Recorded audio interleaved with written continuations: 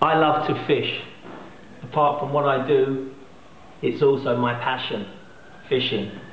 And how often we find ourselves in situations, whether we're fishing in salt water using a fly, or whether trout using the fly, that on windy days that hook can easily get into you, whether it's in your face, in your arm. It's incredibly painful, and it's very difficult to get out, because usually if you are fishing sometimes without not necessarily a barbless hook, because we fish with barbless on catch and release, we put the fish back, so we fish without a barb. And the barb, as you know, is that funny little bit of metal that literally spurs off where the point of the hook is to stop the hook from coming out in the mouth.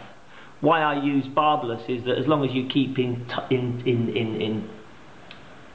line with the fish and keep in touch with it, it can't get off, and it's far easier to take the hook out. However, one day, heavens forbid, you get the barbed hook in you.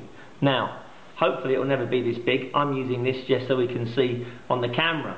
But look, that hook you cast, even with a normal hook, it hasn't got to be on a fly, it can be just fishing in general. The hook goes straight into your skin, and that unfortunately is in. And as much as you hear about all those old wives' tales that you can actually get the hook, work the hook through your meat and out the other side, I can assure you you can't. The pain is so great and so awful that you almost want to faint. However, here's a simple trick on how to get a hook out without going to the hospital, because you don't want to ruin your day's fishing. The hook's in you, there's the line. Make sure that you calm the person down and you can say, listen, I can get this hook out very quickly. You must always hold the eye against the skin, and don't touch any more of that, because that is incredibly painful and in.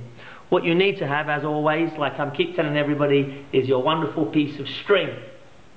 It's got to be tough string and strong, whether it's nylon, about 1 meter long, and you put it through very carefully, because you don't want to touch the hook with the person, because it's incredibly painful.